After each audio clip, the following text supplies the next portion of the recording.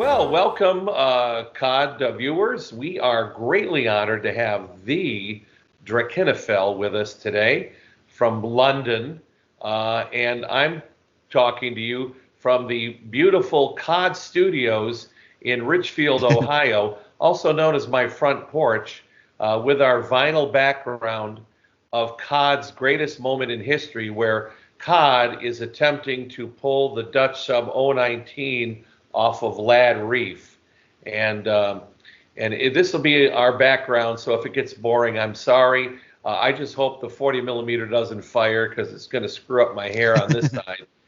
And there's Johnny Baker, who it's interesting. It's apropos. Johnny Baker designed the COD logo, the skull with the torpedo, or as Tony D'Alessio says, the warhead through the forehead.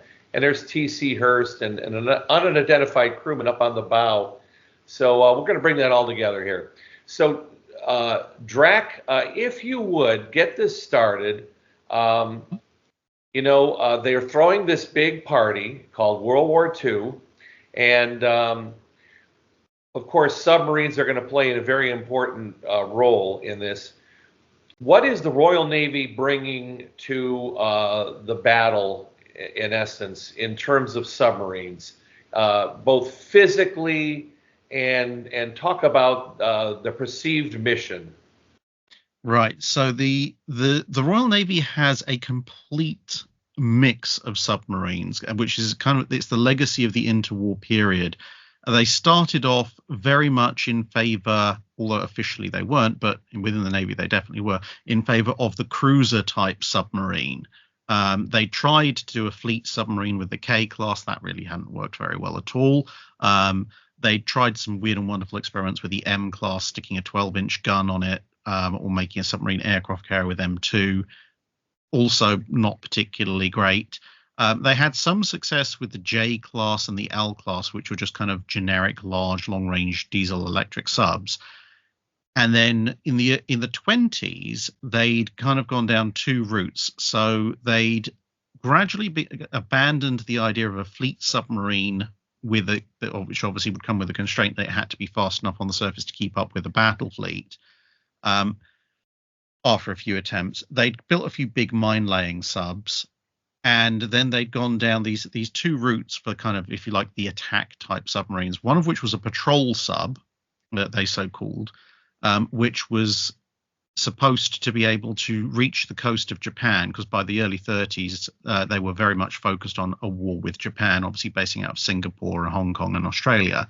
So this patrol sub was supposed to be able to go up, sit off the Japanese coast, watch for the Japanese fleet coming out, and then ideally attack it as it did come out. And if not, then further lines of those subs would be able to attack it further back. And the other type of sub they were looking at was a much, much smaller type, which was designed more for Mediterranean and European operations. And by the time of World War II, that has further been revised. So you've got S-class subs, which are somewhat older but still quite prevalent. You've got what will eventually become the P and U types, which are the very small kind of almost coastal subs, but they can go into the ocean. And they actually start out as training subs, believe it or not, but it turns out to be a very, very useful thing for the North Sea and the Mediterranean. But the pride and joy of the Royal Navy as it's going into the Second World War is the T class. And the T class have come about essentially from revisions to the idea of this patrol submarine. So initially the idea, as I said, has been to sit off the Japanese coast and wait for the Japanese fleet.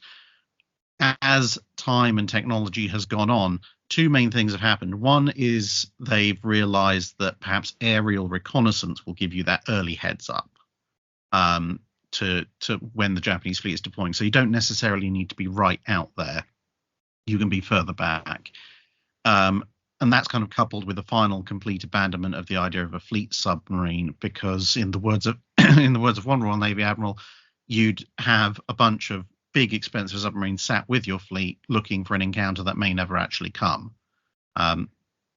So that's one line of their thinking. And the other line is as has happened multiple times throughout military history, the British actually end up slightly overspecking their submarine based on their own capabilities.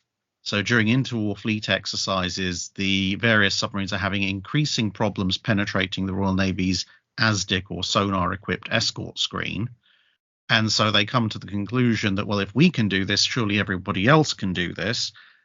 Therefore, they identify in the what's going to become the T class. They need two primary features. Firstly, it can't be too big because big submarines take longer to dive with the technology of the early to mid 30s, and they found that the big subs they do have are constantly getting caught and attacked by aircraft based off of carriers and so forth.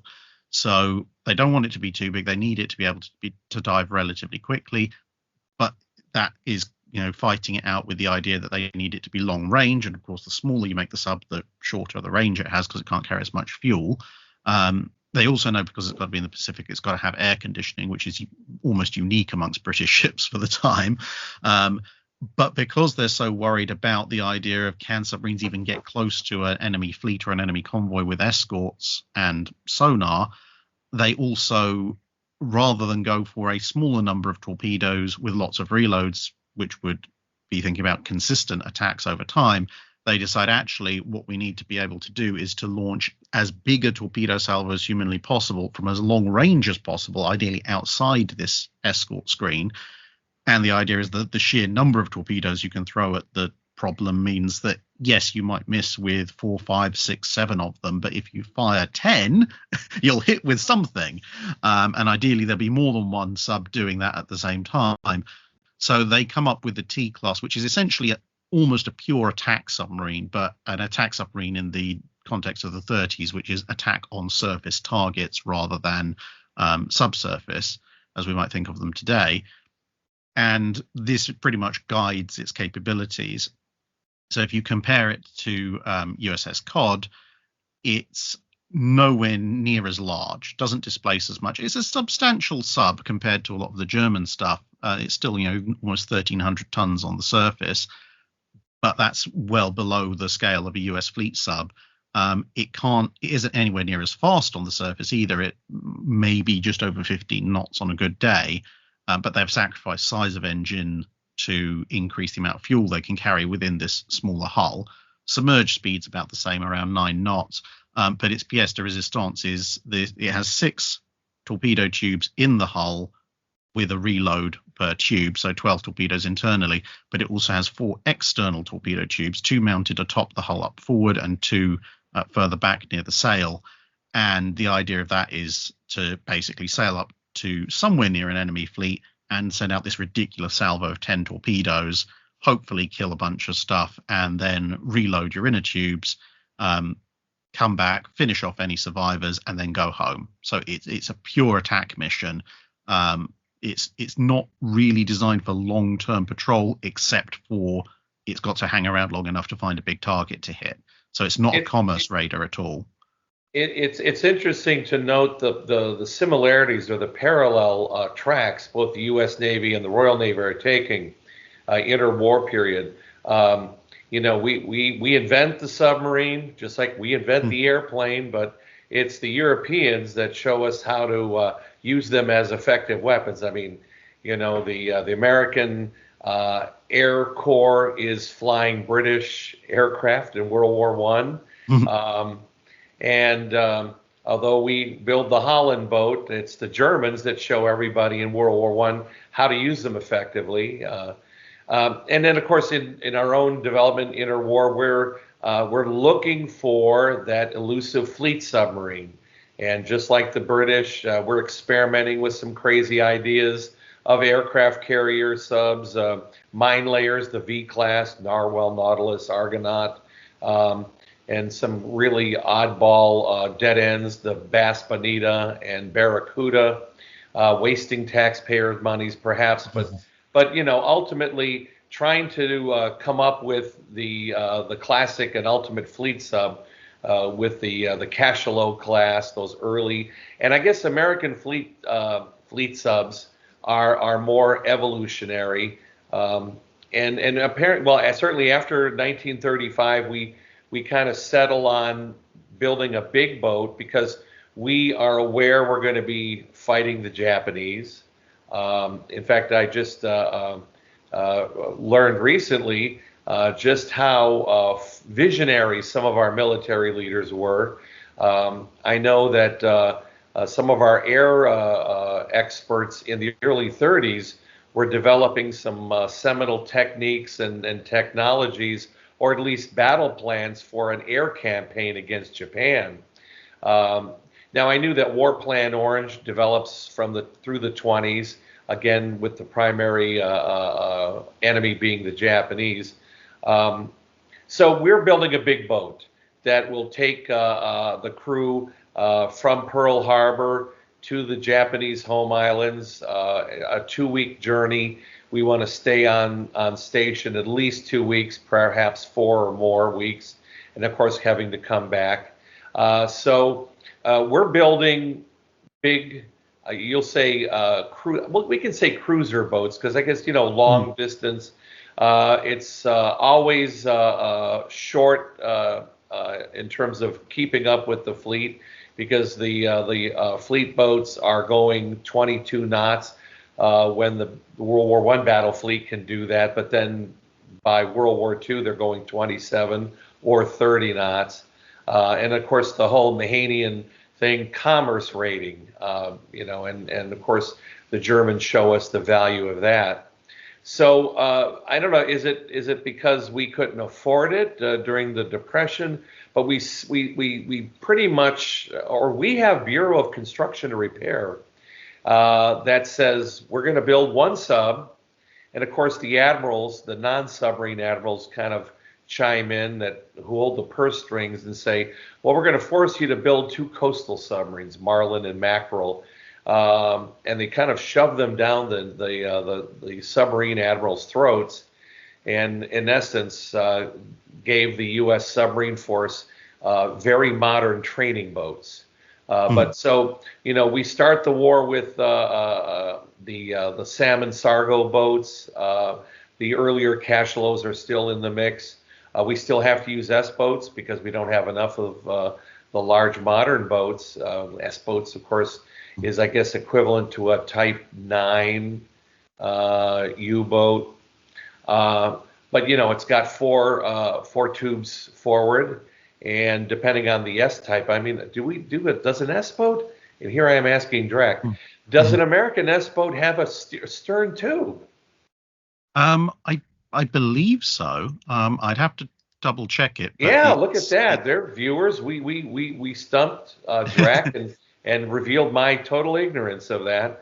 But anyway, Cachalot, we start out 4 tubes in the bow, 2 in the stern, and then we say, well, that's not enough, so we go 4 in the bow, 4 in the stern. Again, this large array, broadside, if you will, and then having to use these early salmon boats in combat, we realize that 4 in the front and 4 in the back isn't really sufficient, so we add some bow tubes in the casing and realize that that's not really a great idea.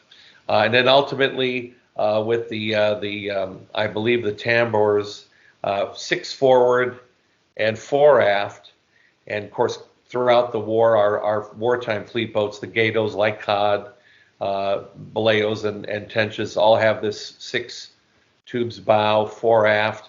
And according to Norm Friedman and John Alden, had we continued building the typical fleet submarines, the next class would have had 6 and 6. But of course, improving technology on the torpedoes meant that we didn't really need to have quite so many fish. But so we come to the battle. We know the Japanese are going to be our primary adversary. How we attack them, whether we're going to have submarines as an adjunct to the battle fleet or as it developed as individual commerce raiders, we have a fleet submarine, and we're just going to say the fleet submarine, and we can say Cod, Gato. They're 311 feet long, 1,500 tons displacement, and they're built for a 75-day patrol. and obviously with a range of in excess of 12,000 miles. We've got a weapon that can take the battle to the enemy's home waters if the torpedoes work. Now, the Brits, as you see, let me ask you this: so the construction yards in Great Britain, how many boats of all types do you build during the war? Well, it's well over 100. In fact, I think it's actually pushing close to 200. But the thing you've got to factor into that is that although Britain does sort of rationalize its submarine production to a certain degree, you are still talking about quite a wide range of sizes. So the T class remain pretty much the largest submarines that are going to be built in any substantial numbers in the UK, and they're still already smaller than fleet sub. Whereas the things like the U class are very much smaller, less than half the space. Yeah, exactly. Unseen. And then, of course, on top of that, you've even got things like the X-Craft, these tiny little things. So, made for a hell of a good movie as a kid. Yeah. Thinking the Tirpitz. We're building quite a lot of subs. The biggest priority of wartime sub construction is on those smaller subs like the U class and V class, partly because they're faster to get out into the water, and partly because certainly initially when a lot of these orders are being placed in 39, 40 and even 41, the conflict is primarily in the Mediterranean and the North Sea as far as the subs are concerned. Germany and Italy, and for those environments, they actually have quite a rude wake-up call, and it's extremely annoying from hindsight. In the Royal Navy has developed this fleet of large-ish T-class attack subs, all deployed over in the Far East to fight the Japanese, and then the Japanese don't go to war in 1939, at least with the Western powers. And so there's this big demand for subs in the Mediterranean and in the North Sea. So all the T-class get pulled away.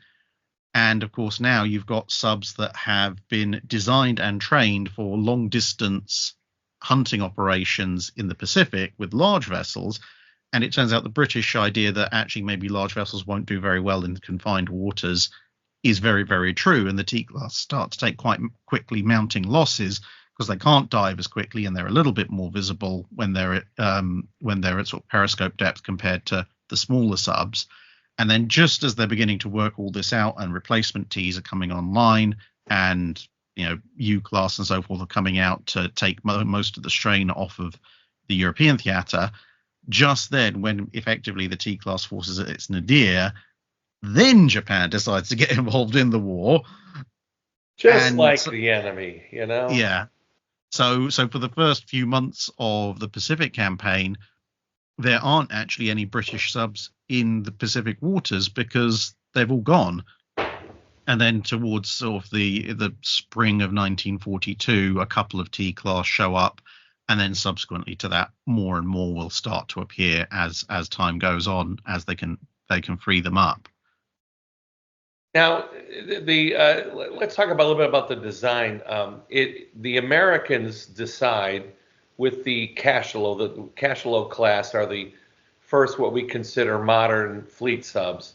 Although I believe Mush Morton, Dudley Walker Morton, is given command of was it Cachalot? One of the that's his first command, and he does not like it because it's a death trap, and it's they had a whole lot of design elements that didn't provide easy maintenance. The hull was rotting and rusting, and he almost ran afoul of the admirals with his refusal to take this thing out. But they were built. They were spec'd with air conditioning as a requirement, and this concept of keeping the sailors happy. If you're bringing the T class to the party and I'm bringing the Gatos, they're going to be about 40, 50 feet longer because they've got a separate room for the enlisted men to eat, and a separate room for them to sleep in, not requiring the enlisted ratings to eat and sleep in the torpedo rooms, like as is standard practice for most of the submarine powers. So that's going to mean a larger boat. Again, the need for two separate engine rooms with the that would be the Tambers, or was yeah, the Gatos were the first to have that separation for the between the 6 diesels, 4 mains and 2 auxiliaries. So we've got a bigger boat because we want the crew to be happy, and we throw in ice cream makers. Why wasn't the Royal Navy so concerned about the creature comforts of Jack Tar sailors? So a lot of it is down to the physical realities that both navies are having to build towards. In Europe, for the smaller subs, they're not supposed to be out there very long. They'll stock up, they'll have a decent meal and everything in the UK or Malta or Alexandria. They'll go out, they'll be out there for a couple of weeks, and then they'll be back again. So they can take a bunch of perishables with them, and by the time they're out of that, they're probably due back home. And for the T class, although they are built for the Pacific War, they're built for a, relatively speaking, shorter range Pacific War. I mean, it's still the Pacific, it's still quite a long distance. But the idea of the T class is, you go out, you're kind of meeting the enemy halfway, you're expecting them to come to you, you hit them, and then you go home. Because you'll be out of torpedoes if you've done your job properly. Yeah, our boats carry 24. What's the loadout on a Brit T? 16. 16. Okay. Yeah, and it's one of those wonderful examples of the square cube law, because the Gators are only a couple of foot wider, maybe as you said, about 35, 40 foot longer, but that, relatively speaking, on paper, it's like a 10 to 15% increase in length and a fractional increase in beam, but those linear dimensions translate into a huge amount more volume, and that allows you to carry all the crew comforts and all the extra weapons and so forth. And obviously for the US, even if they're thinking about staging out of Pearl Harbor, and obviously initially for a lot of the 1930s they're even staging out of San Diego, but they've just, even from Pearl Harbor, they've got to go a huge distance to get to the Japanese coast. And then once they're there, unlike the T class, which was kind of supposed to be one and done, hit an enemy fleet formation as hard as possible and leave, the Gatos theoretically have that capability. They can ripple fire 6, spin around and fire off a bunch more from the stern, as many commanders would do.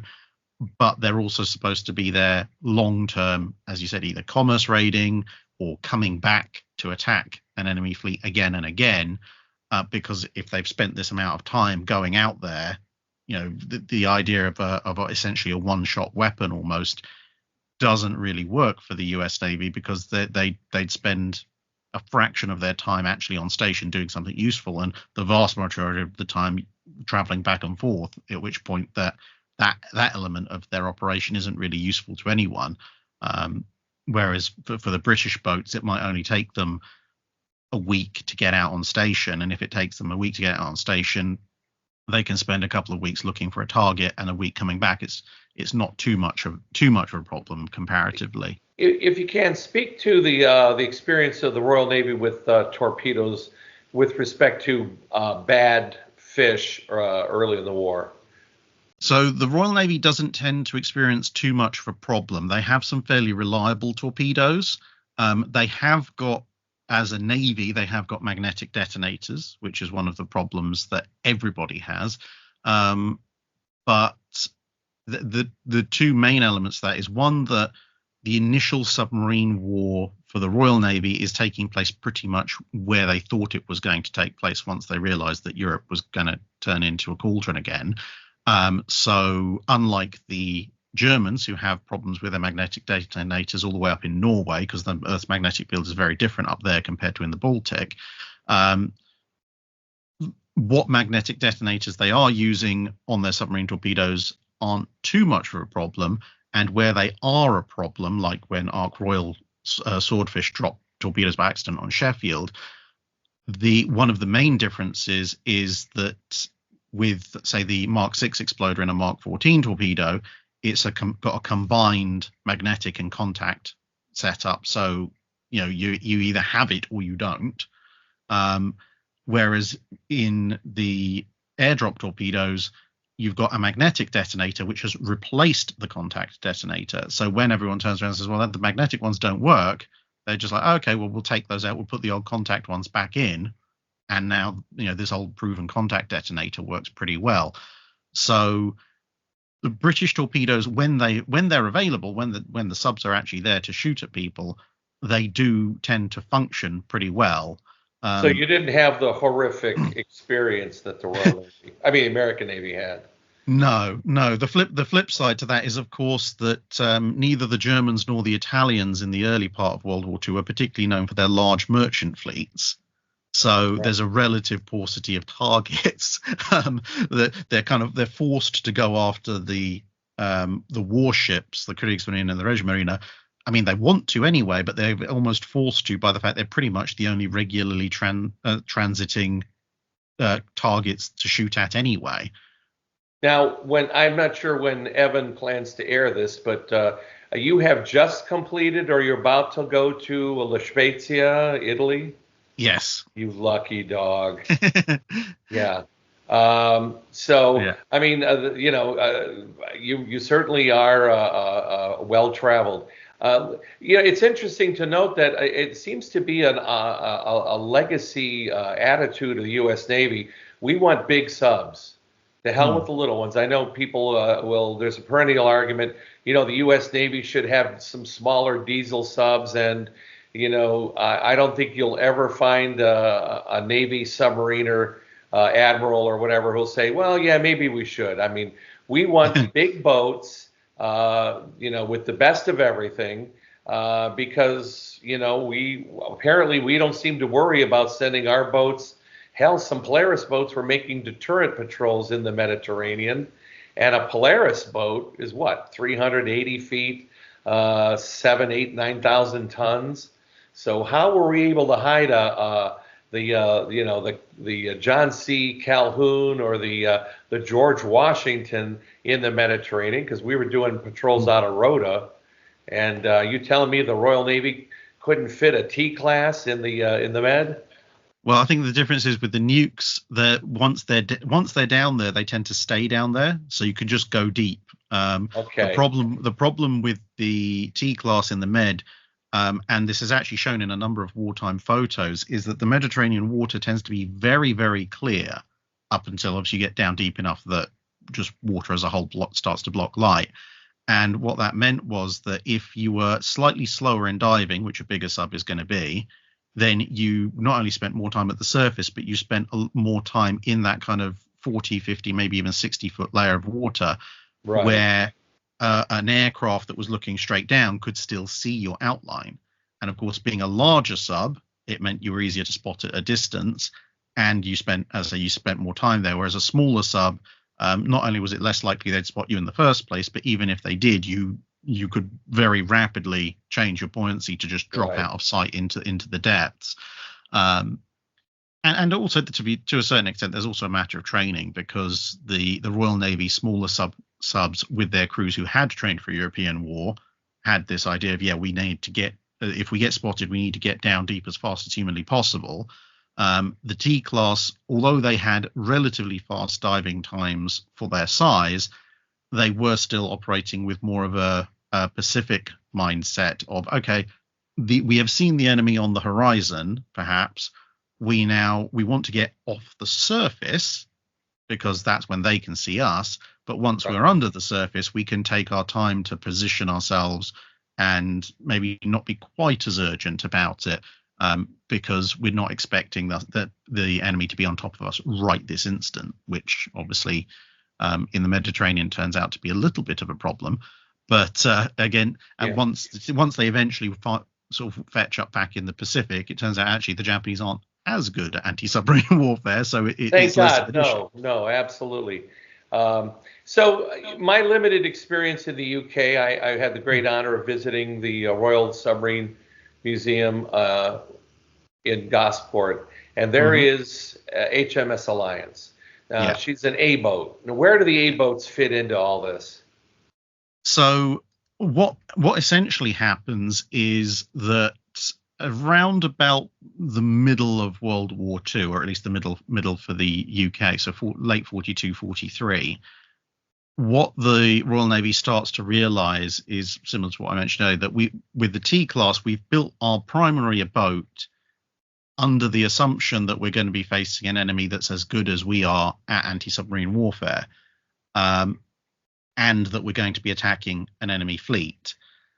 And neither of those things are turning out to be the case. The Japanese fleet is, broadly speaking, either hiding in Truk or Rabaul or on the Japanese home islands, or they're being bombed into oblivion by Dauntlesses, and occasionally being sniped off by US subs. So now they're looking at it and going, okay, well, commerce raiding against Japan is actually viable because the Japanese need a merchant marine, unlike the Italians and the Germans.